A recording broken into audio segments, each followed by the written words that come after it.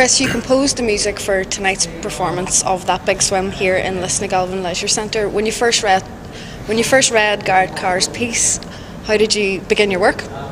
I began at first. First thing I noticed was the three characters and then the race element of it, and that's very early on. I decided with Garrett that's how I split the music up. So you get the kind of the sad character music or the kind of mysterious for the Polynesian or something, and then that's cut with half a dozen different race tracks that they're different levels of excitement. And then when we went into rehearsals, that's how we got the full structure of it. I had a rough idea, but then with James we changed it around, so we did the second one last or something like that. And the project as a whole, Commentate, marrying sport and music, have you seen how that fits together well? The thing, it really, the swimming idea, that's what I was saying to Garrett, like I learned a lot about the commentary to go with it, or the excitement, or a lot of that music I wrote I probably would never have written in my life if I hadn't read this piece, and that's always the way it works. So I think it's been very useful for me, skills of trying to highlight the excitement of commentating or something like that. Garrett, congratulations on tonight's performance here at Lisnagelvin Leisure Centre. Did you enjoy it? I did enjoy it. Well, yes, I'm enjoying it now that it's over, but yes, I did enjoy it. It was certainly exciting. So when you were first commissioned to write the piece for Commentate, did you have any ideas to begin with, and why did you choose swimming? I chose swimming, I suppose, because it's kind of the only sport I do, in a way. So it's the one I have direct experience with.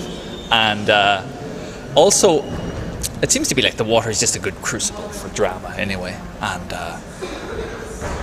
I mean, there are a lot of similar sport like running or something. Any game that gets you down, you don't have props, you don't have any sort of materials you're working with. It's basically just your body and the world. So that seems to me as a ripe source for really basic drama, which is what I was trying to get at here. So, hence swimming. Yes. So was it easy for you to marry sport and drama together for the project? I'd kind of say it was, yeah. Because a sporting competition is conflict, and it is there's winners and losers. There's people who are going to come out hurting, and there's people who are going to come out joyous. So therefore, there is drama, yeah. And it's not an unnatural thing to make drama out of. There are some problems though, in that, say you have a race, for example, this story, you've got three people swimming, and it seems in a sense it can only end one of three ways. One of them's got to win, and then that's over. So the trick was you had to make it work in some other sense. You couldn't really have an obvious ending. It couldn't just be three guys start, one of them wins. It has to be, you had to find some skewed angle on it. Otherwise, it just would have been a bit flat.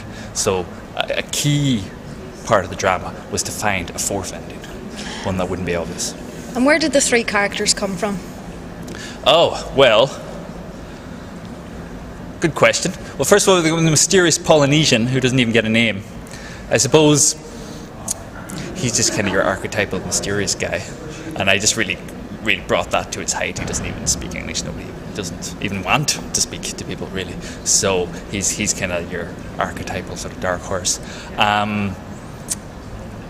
Then Flight Lieutenant Droit, I guess. I read, as it's referred to in the story, I read this idea of people measuring bodies and certain bodies just being limited in, say, for example, swimmers, to what speed they can go just because of the proportions of the bodies. So you can reach a certain point and you actually can't get any better. And that struck me as a terrible blow to somebody who wants to, I guess, be a world kind of champion. And that just got me into the idea of soldiering.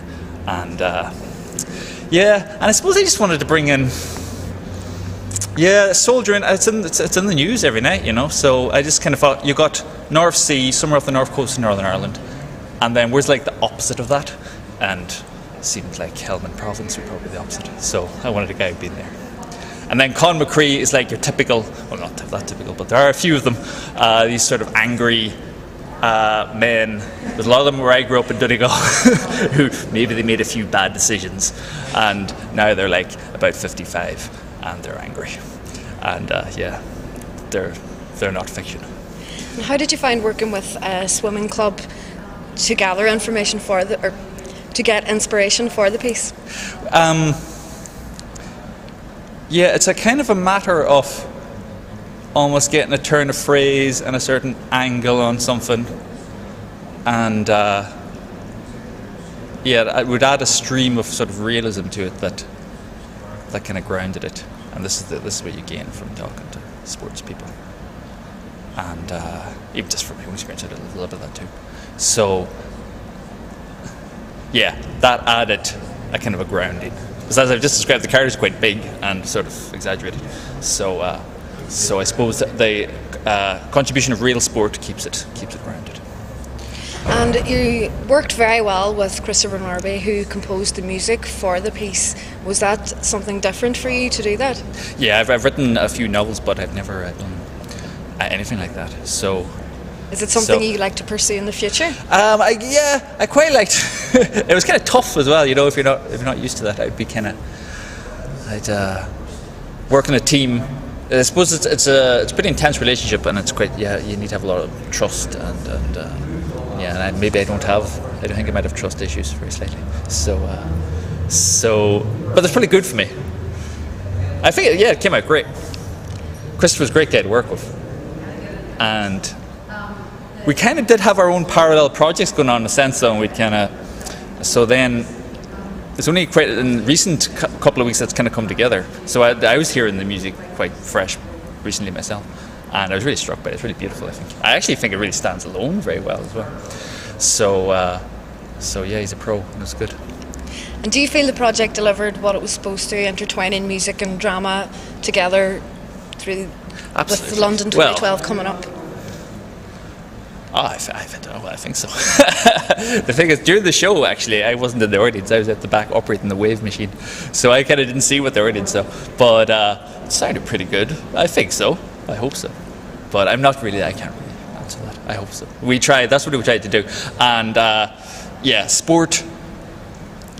Often in life, sport and art are kind of seen as very separate streams, you know. And what we're trying to do there is bring them together. So.